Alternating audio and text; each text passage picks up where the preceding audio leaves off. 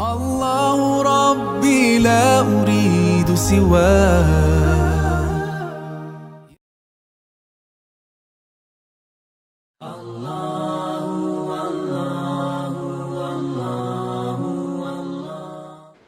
Did Muhammad have multiple wives, and is that a perfect example that it's okay to have multiple wives? And okay, fine. So the question is about polygamy or polygyny, as we say, right? Multiple wives or so.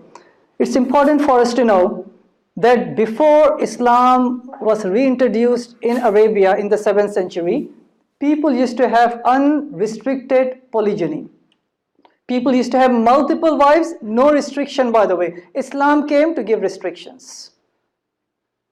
There is no religion that I can think of that in their scriptures, not later on by the church or the synagogue or their culture or constitution, there is no religion that I can think of, I could be wrong, that restricts the number of wives.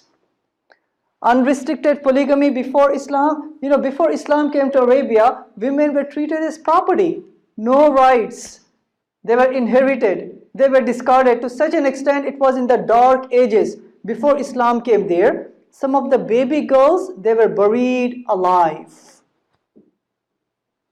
That was the darkness before Islam came there. But after Islam came to Arabia, in the Quran and through Muhammad, peace be upon him, women, they were uplifted from being property to being fully human, equal to man in the eyes of God.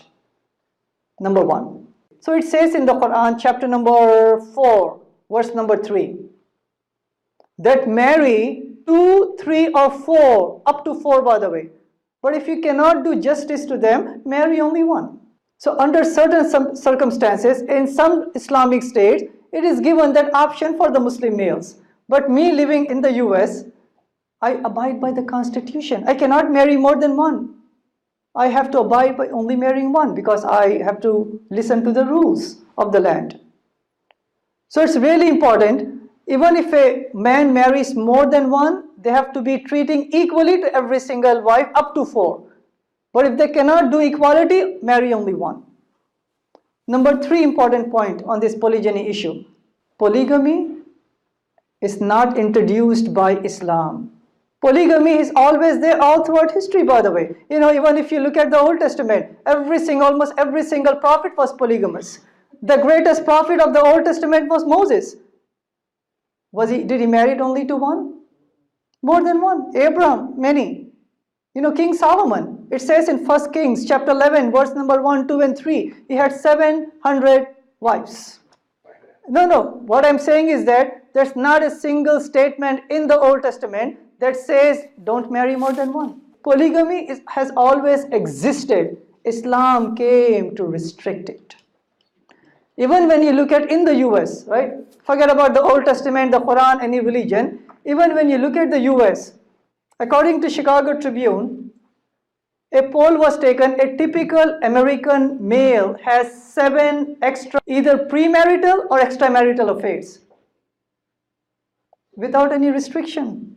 If the poor lady, the girl becomes pregnant, he can just move out and then she has to raise single children. What Islam said is that if you're going to marry more than one, give 100%, you are responsible for the children, for the women, for the clothing, share every single necessity. Compare it. Unrestricted number of extramarital affairs, unrestricted number of wives, no responsibility, compared to what Islam said. 100% responsibility. If you cannot do justice, marry only one. This is doing justice to the widows, to the orphans, especially in the time of war. When a lot of males are killed, there's a surplus of women. Who's going to marry them? If every single person, we need the warmth of a home, of a spouse, of children. We can give as much money, social security money and food stamps. That's still not family, by the way. And many a times, the children of a single parent household, they're close to 40% of this country, they have single parent household. And children of the single parent homes, they're more prone to getting sick, more prone to getting dropped out from the high schools. They're more prone to getting into guns and gangs and having lower IQ, and this vicious cycle continues. What is the solution, by the way? The solution Islam gave.